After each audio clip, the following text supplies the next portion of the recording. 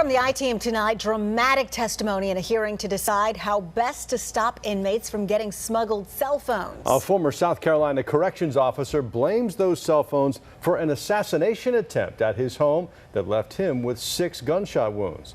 Fox 5 I-Team reporter Randy Travis is live in Columbia, South Carolina tonight, where that hearing just ended. Yeah, Randy, what's the latest? Yeah, we've spent years telling you how these illegal phones have helped inmates pull off crimes against the public, but this is the first time they've been linked to an actual murder plot, one in which the victim somehow miraculously managed to survive. This cell phone has caused the most painful 5 years of my entire life. It's caused my family and I to suffer. Retired South Carolina prison captain Robert Johnson was nicknamed the Hound Dog, personally sniffing out 300 cell phones from inmates.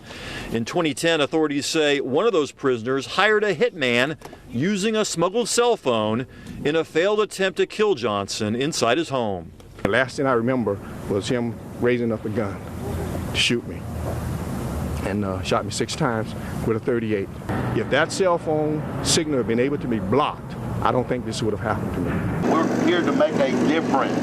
No longer are we going to tolerate contraband inside these prisons. Whoa. For years, Georgia prisons have fought a losing battle to stop cell phones from getting inside. Who rock this house? We rock this house. Even with raids like this one last month. How many you got? Just one. Just one. It was behind the toilet. Underneath. Inmates continue to find the weak spots in a prison's defense. Authorities recovered 27 cell phones at Autry State Prison just weeks after seizing dozens more. Authorities say inmates often use the phones to mastermind crimes on the outside, like scams that trick people into paying money because they supposedly missed a tax deadline or jury duty. It's all over the Southeast. It's not just Bibb County. It's everywhere. You're actually talking to an inmate at Autry State Prison. Well, honestly, it makes me feel like an idiot.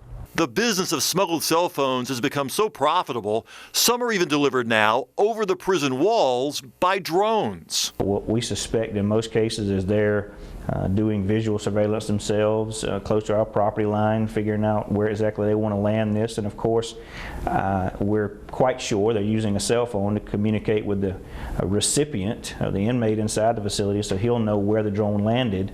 But it's not just Georgia. South Carolina authorities have seized 12,000 cell phones from their prisons in just the last 3 years. One answer would be to just jam the signals. But it's not the easiest answer. It's against federal law to jam cell phone signals, even inside a prison, even if the prison demands it. FCC Commissioner Ajit Pai held this hearing in Columbia, hoping to soften opposition to those rules or find other solutions. But the wireless industry argued jamming puts others at risk.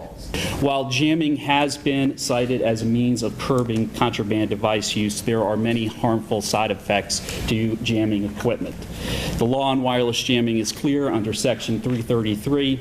It constitutes an unlawful interference with radio communication. I want to work with y'all, but if we keep on hearing the same red herrings, then we're going to be here in 10 years, and there's going to be another Captain Johnson, there's going to be another Captain Johnson, another Captain Johnson.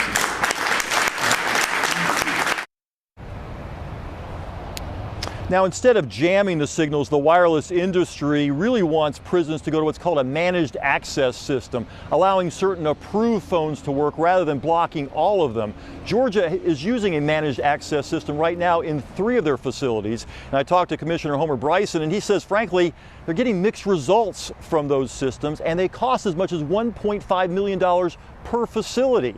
He says he'd rather have jamming as one option for certain prisons in Georgia, but until the feds change the law, right now it is against the law for anyone to jam a signal. Reporting live in Columbia, South Carolina, Randy Travis, Fox 5 News. It is a complicated problem. Randy, thanks for the latest there.